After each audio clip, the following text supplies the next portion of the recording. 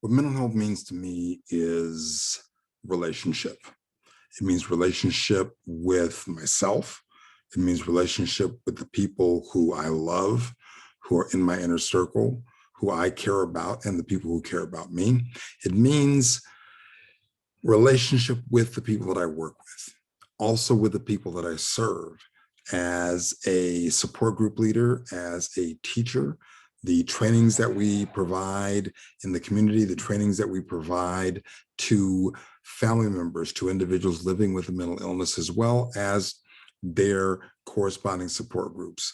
All of those relationships and being able to have those relationships in a positive manner is what mental health means to me. In addition, the idea of being of service, the idea that I can have a job that I feel contributes to society, contributes to my family.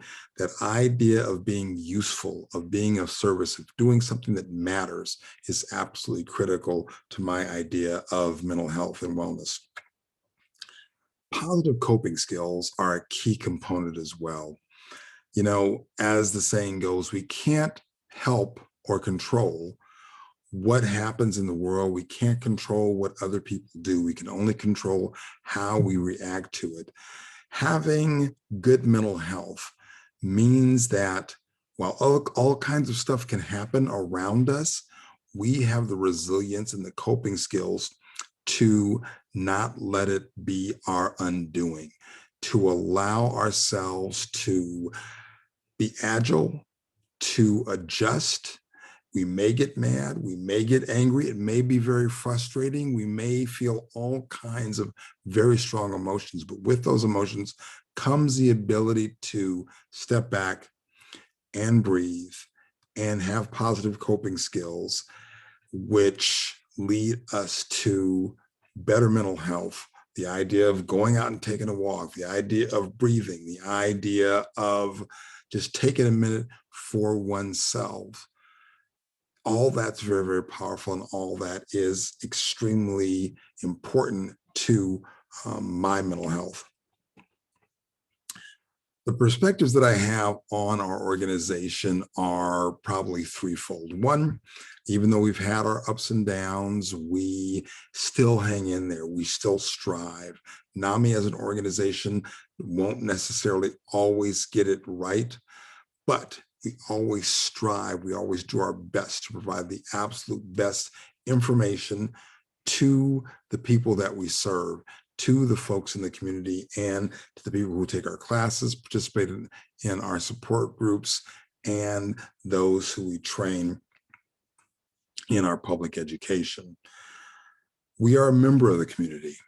And so we also have the perspective of being engaged, of having indeed a relationship with the folks within our community, with organizations and with individuals, and not just in a way that means that we bring information and we provide services to the individuals and the groups in the community, but we're in relationship from the standpoint that we are there and present, and we listen to the needs of the community and participate and be helpful in ways that perhaps are outside of our core provisions of education and support.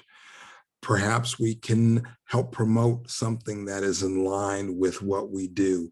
Perhaps we can help get the word out about information and other services that complement what NAMI is about. And in turn, we are able to collaborate with organizations that are throughout our community to provide a complementary service to the individuals that they serve, to their employees, to their clients, and to their customers. NAMI is also of service. NAMI is an organization that prides itself on being useful, on being an organization that matters in the community, that matters in the lives of the individuals that we serve. It's a key component of who we are, and it's a prized asset of what we do, and really a central focus of that. What the walk means to me is a couple of things. One, it brings together us. It brings together advocates and supporters and individuals who are connected in some way through a loved one or through simply the idea that mental health and wellness is important to them.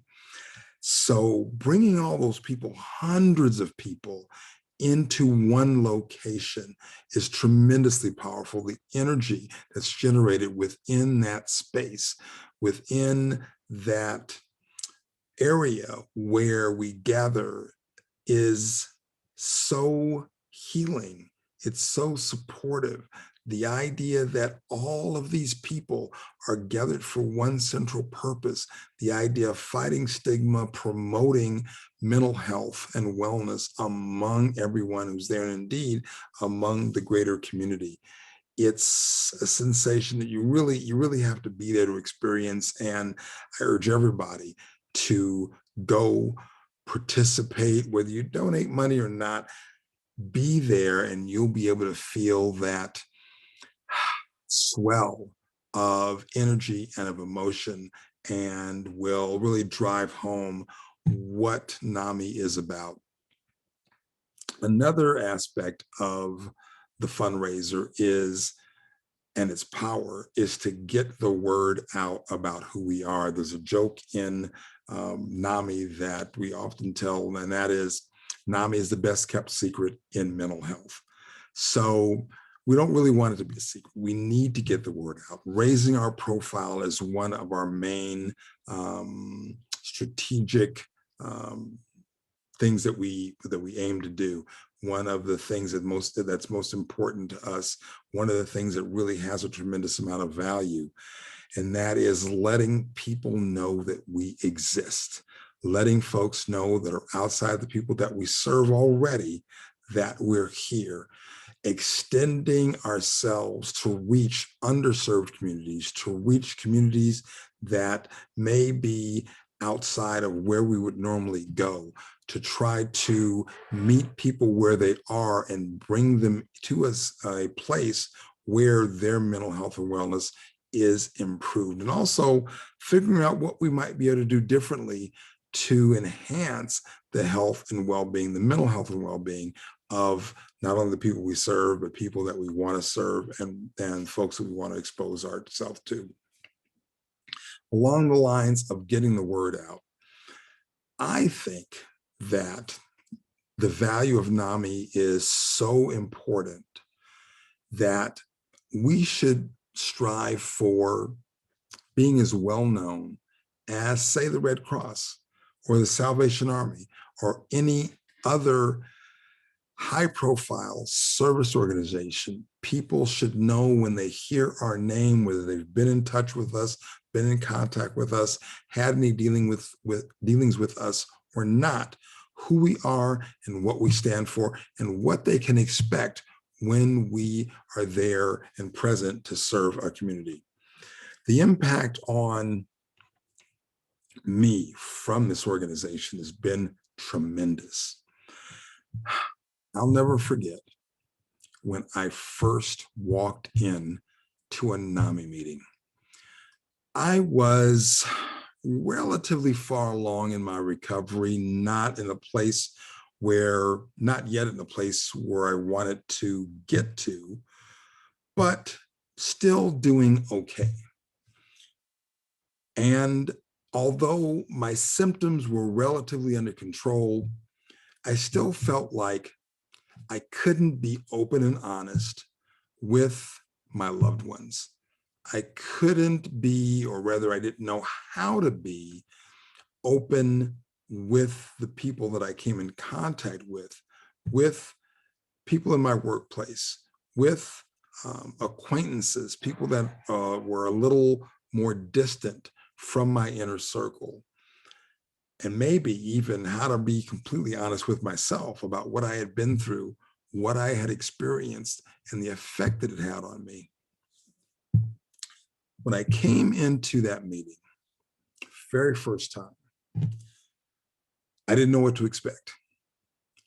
I came into the room and I distinctly remember walking in It was a big hall. And when I got there, a couple of things happened.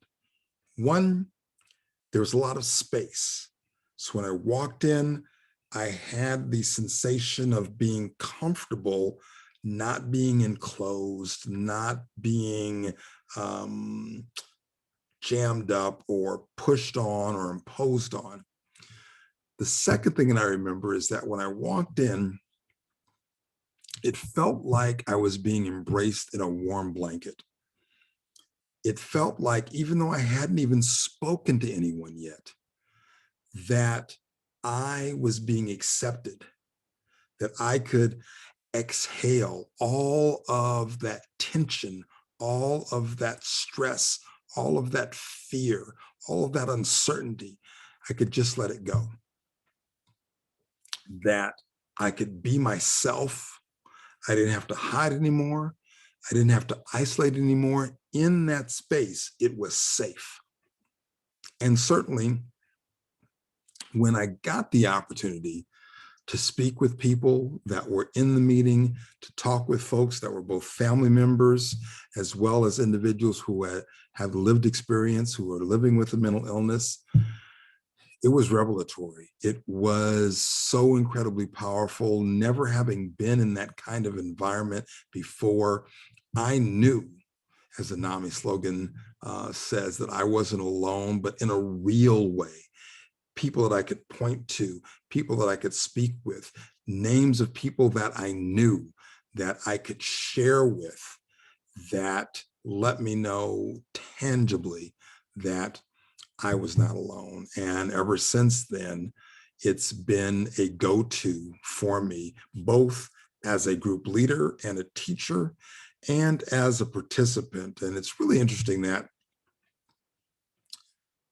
as a teacher, as an instructor, as a support group leader, that the support and the connectivity that I feel with the people that are there, which lets me know again that I'm not alone, continues to be as powerful as an individual who is leading groups as it was when I was a participant.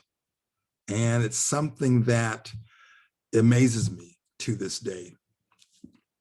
Going forward, I think that NAMI's profile should be higher, and that we should reach for those underserved communities as well as greater agility.